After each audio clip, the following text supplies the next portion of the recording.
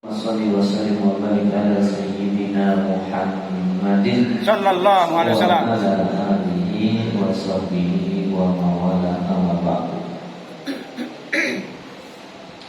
Rabbi shrah li sadri wa yassir li amri wahlul 'uqdatam min lisani yafqahu qawli. Masyiral muslimin jamaah yang dirahmati Allah Subhanahu wa taala, puja dan puji syukur kita panjatkan kehadirat Allah atas segala limpahan nikmat serta karunia. Salawat serta salam semoga tercurah kepada junjungan kita baginda Nabi Muhammad sallallahu alaihi wasallam. Semoga kita selalu istiqomah menjalankan sunnah-sunnahnya, dan semoga kita akan mendapatkan syafaat dari beliau atas izin Allah di yaumil akhir. Amin. Amin ya Allah ya rabbal alamin. Baik, kita langsung saja kita lanjut pembahasan.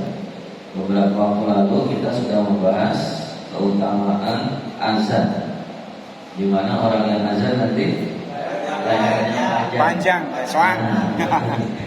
lehernya panjang, nanti dipakai masyarakat. Tetapi panjang itu menunjukkan kebaikan, ya, bahwa ini orang yang selalu menyerukan panggilan sholat. Ketika karena azannya orang-orang pada datang ke masjid, maka dia mendapatkan pahala dari orang-orang yang datang ke masjid. Luar biasa. Kalau tiap hari azan, sehari bisa banyak-banyak, 500 orang aja yang sholat karena azan kita. Masya Allah, Panjang banget lehernya. lehernya nanti sampai ke bulan. Baik, selanjutnya adalah ucapan ketika mendengar azan. Jadi kalau kita mendengarkan azan, jangan ngobrol atau malah nyanyi-nyanyi, tapi ada adabnya. Ketika azan dikumandangkan sebagai seruan kepada umat Islam untuk mendatangi masjid guna melaksanakan sholat berjamaah, maka siapapun yang mendengarnya dianjurkan untuk menjawab lafal-lafal azan tersebut. Diriwayatkan oleh Abu Sa'id Al-Khudri, ya, bahwa Rasulullah bersabda.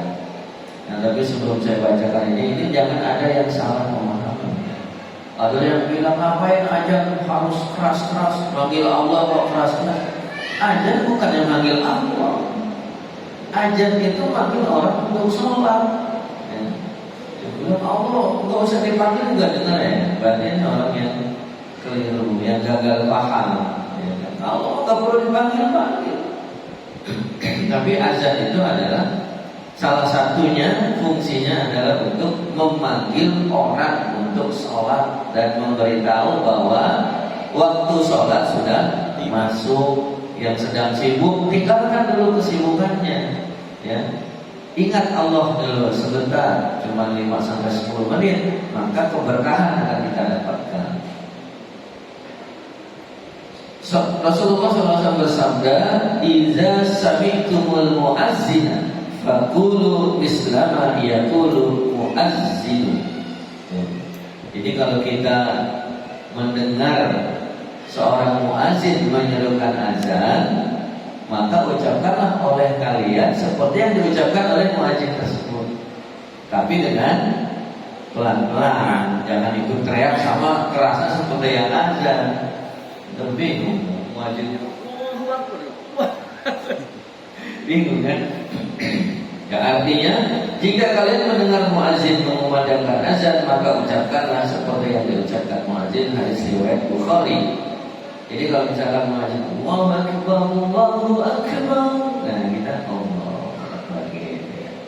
Allahu Akbar, Allahu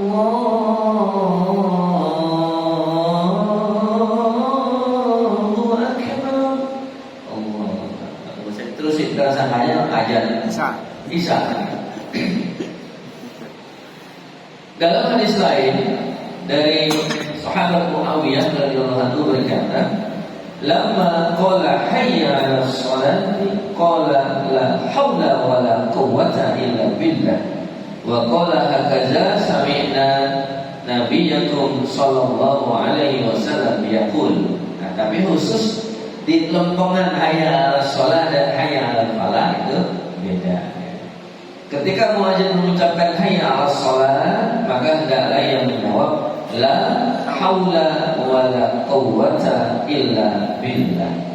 La haula.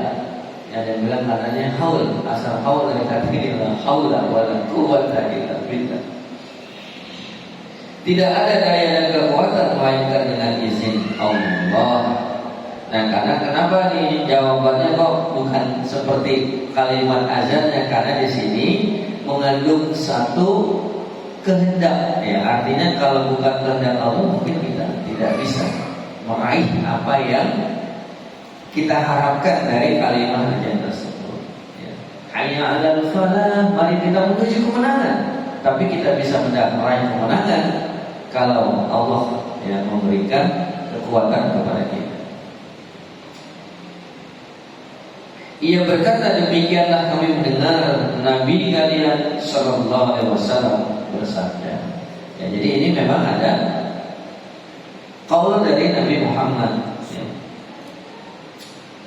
Selain mengiringi lafal azan saat azan dikumandangkan, Rasulullah SAW juga menganjurkan untuk melantunkan doa ketika azan selesai. Diriwayatkan oleh Jabir radhiyallahu anhu, Rasulullah SAW bersabda, man qala hina yasma'un nida'a Allahumma rabb hadhihi da'watit tammah was salatil qa'imah ati Muhammadal wasilata wal fadilah wa'sul maqama mahmudan ladzi wa'adta la halat lahu syafa'ati yaumal qiyamah. Nah, walaupun ada beberapa riwayat lain, tapi redaksinya hampir sama. Ya, itu kan. Barang siapa setelah mendengar azan mengucapkan doa Allahumma rabb hadhihi da'watil tammah was salatil qa'imah ati Muhammadin wasilah wal fadilah wabsul maqamal mahmud alladzi wa'ata. Ya Allah, pemilik seruan yang sempurna dan pemilik salat yang akan didirikan ini, berikanlah wasilah dan keutamaan kepada Nabi Muhammad. Bangkitkanlah ia pada kedudukan yang terpuji sebagaimana telah Engkau janjikan, maka ia berhak mendapatkan syafaatku pada hari kiamat. Nah, jadi ini doa ini isinya kita memohon kepada Allah untuk mengagungkan Nabi Muhammad. Tapi apa efeknya, balasannya? Kita akan dapat syafaat dari Nabi Muhammad SAW atas izin Allah. Ya. Karena yang paling penting di hari kiamat itu syafaat. Ya. Syafaat itu kan pertolongan. Ketika semua orang di yaumil akhir itu membutuhkan pertolongan, tidak ada yang bisa memberikan pertolongan kecuali syafaat dari Nabi Muhammad SAW atas izin Allah tentunya. Ya. Di dalam hadis yang lain disebutkan dari Abdullah bin Amr radhiyallahu anhu, Nabi sallallahu alaihi wasallam bersabda, "Idza sami'tumul mu'adzina faqulu misla ma yaqulu tsumma shallu 'alayya fa innahu man shalla 'alayya salatan sallallahu 'alaihi biha asyran tsumma sallallahu li wasilata fa innaha manzilatun fil jannati la tanbaghi ila li'abdin min 'ibadillahi wa arju an akuna ana huwa faman sa'alali al-wasilata halat lahu syafa'ah."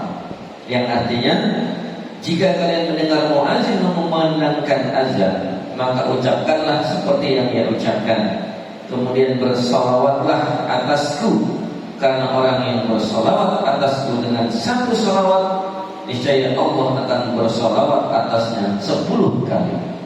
Jadi rugi apa untung nih kalau kita bersalawat sekali kepada Nabi? Untung 1000% tentunya. Kita salawat kepada Nabi sekali, Allah bersalawat kepada kita 10 kali. Tapi kalau kita salawat kepada Nabi, kalau kita enggak, ya enggak, gitu kan? Bahkan kalau kita lihat yang bersalawat kepada Nabi kan kita. Nah, ini yang bersalawat kepada kita siapa? Allah. Nah, lebih paten sebenarnya kan? Gitu.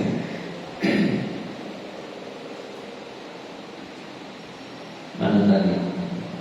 Kemudian mintalah kepada Allah wasilah untukku, karena ia adalah sebuah kedudukan di surga yang tidak layak kecuali untuk seorang hamba dari hamba-hamba Allah. Dan aku berharap agar aku menjadi hamba tersebut. Dan barang siapa memintakan wasilah untukku, maka syafaat halal untuknya.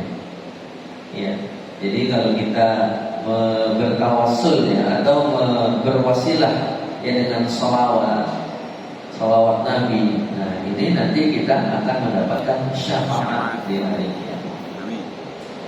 Hadis di atas telah menegaskan bahwa Allah mensyariatkan beberapa sunnah bagi orang yang mendengar azan dan memberikan padanya pahala yang besar.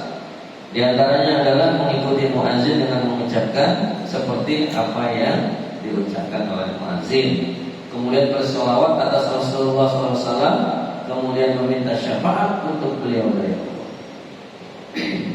Beberapa poin yang bisa kita ambil dari pemaparan di atas. Yang pertama, disunahkan mengikuti apa yang diucapkan oleh muazin, kecuali pada lafal hayya 'alas shalah, hayya 'alal falah kita mengucapkan la haula wala quwwata illa billah. Disunahkan mengucapkan salawat atas Rasulullah sesuai azan yang dikumandangkan bagi orang yang mendengarnya. Jadi tadi ya ada doa setelah azan, isinya diantaranya adalah salawat kepada Nabi. Disunahkan meminta wasilah kepada Allah Azza wa Jalla untuk Rasulullah Sallallahu Alaihi Wasallam. Baik, masih ada waktu sedikit lagi. Berikutnya keutamaan berjalan menuju masjid. Orang yang berjalan menuju masjid untuk menghadiri sholat berjamaah akan mendapatkan beberapa keutamaan, yaitu disiapkan baginya sebuah persinggahan di surga. Masya Allah. Amin. Jadi kalau yang naik motor ke masjid nggak disediain. Iya, besok-besok saya nggak bawa motor kan. Jangan bawa motor, naik motor. Iya. Karena di sini kalimatnya berjalan. Diriwayatkan oleh Abu Hurairah, Nabi bersabda, "Man ghada ilal masjid aw raha'a adallahu lahu fil jannati nuzulan kullama ghada aw raha." Barang siapa berangkat, nah ini berangkat di sini.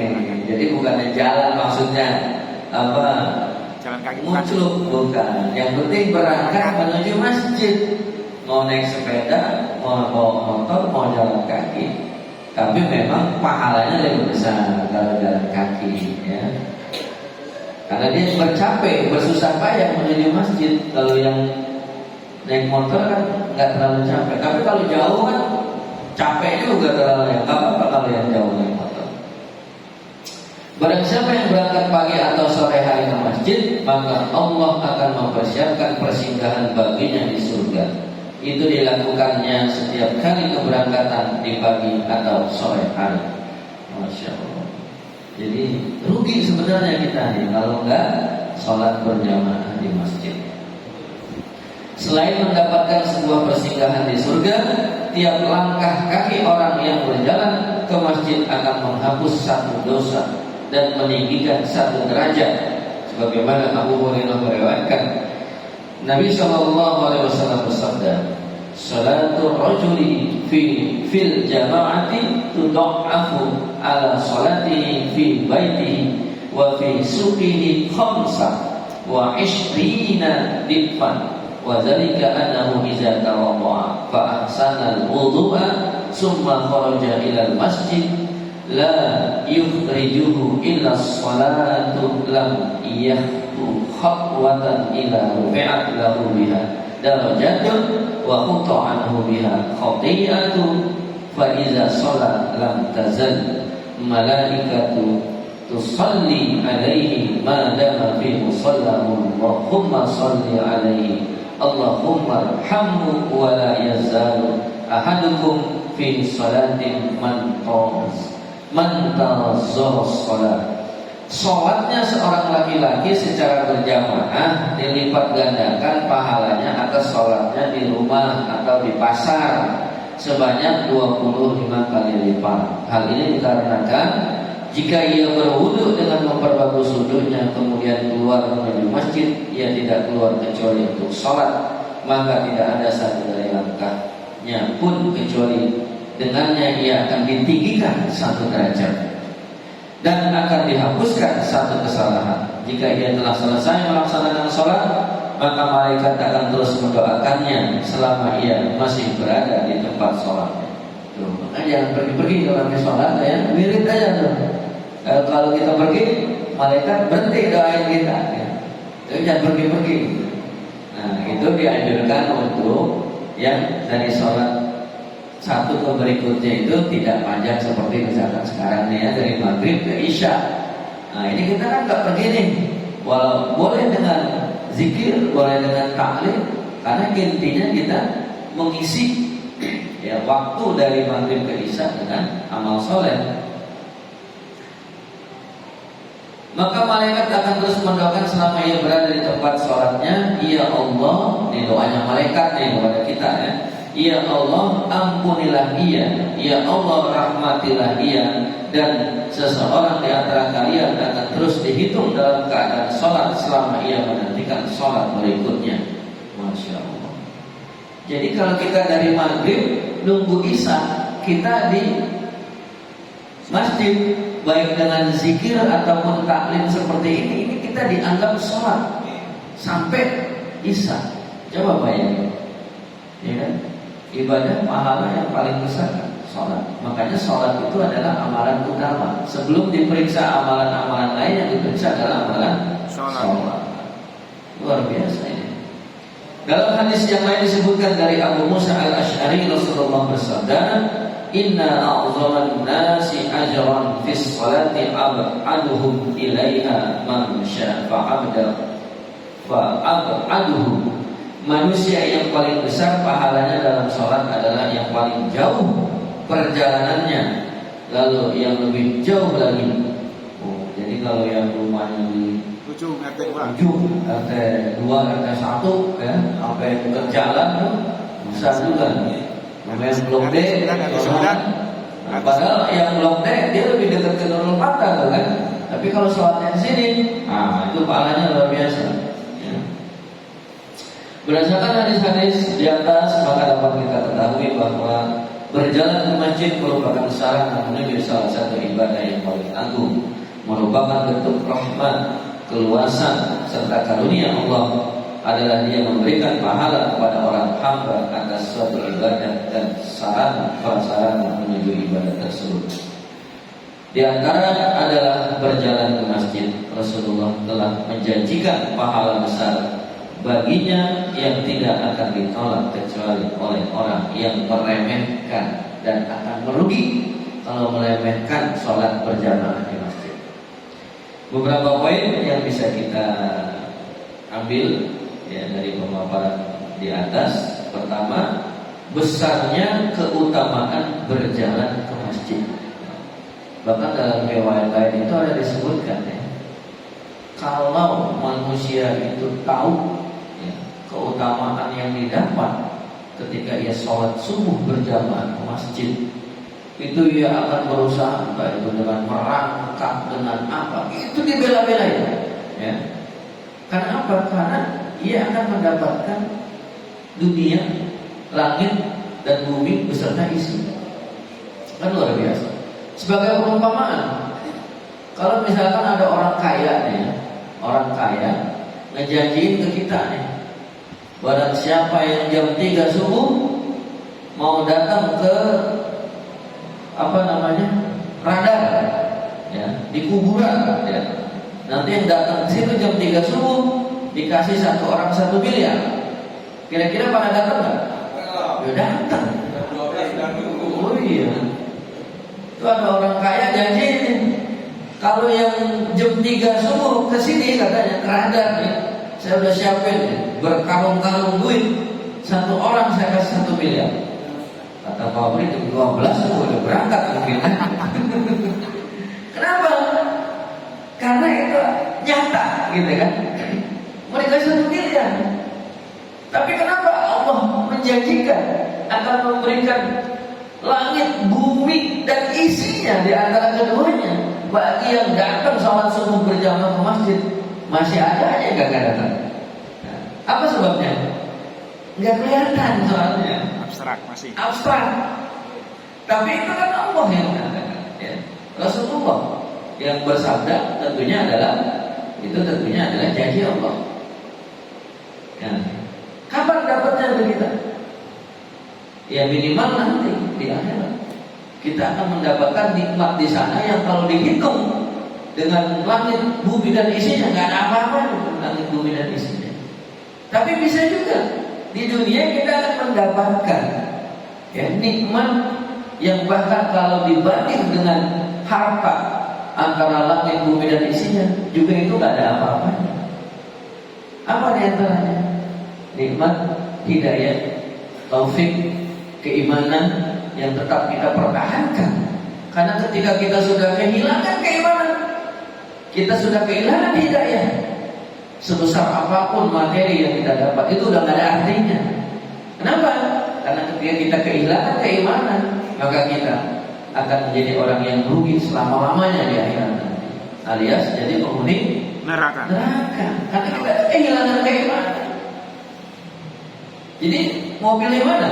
Dapat harta seluas langit dan bumi tapi kita kehilangan iman, atau kita dapat nikmat dari Allah berupa ketetapan iman, Islam, hidayah dan taufik sehingga kita nanti akan mendapatkan surga-nya Allah Subhanahu wa taala. Pasti kita akan pilih ini yang mendapatkan ketetapan iman, ya.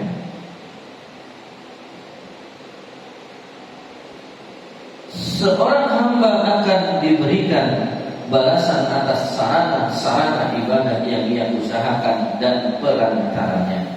Nah ini bisa juga dimaknai ketika kita memberikan fasilitas sehingga orang memudahkan orang untuk berjalan menuju masjid, maka kita akan mendapatkan pahala jariah.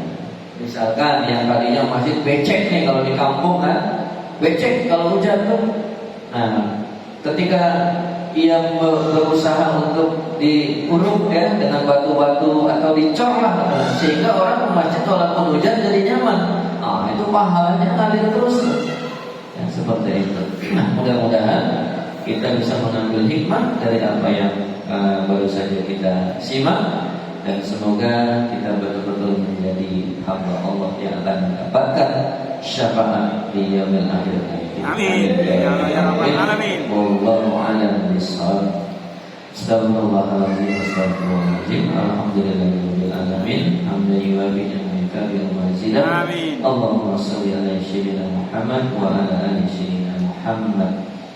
Allahumma taqabbal minas salatana wa siyamana wa qiyamana wa qiyana wa tadarruana wa taqabbal wa taksirana ya arhamar rahimin. Allahumma ighfir lana wa li walidina wa qawlan sighara wa hab lana min azwajina wa zurriyyatina qurrata a'yun waj'alna lil muttaqina imama. Rabbana zalamna anfusana wa illam taghfir lana wa tarhamna lanakunanna minal khasirin. Subhanakallahumma wa bihamdika asyhadu an la ilaha illa anta astaghfiruka wa atubu ilaik. Billahi taufiq wal hidayah. Wassalamualaikum warahmatullahi wabarakatuh. Waalaikumsalam warahmatullahi wabarakatuh.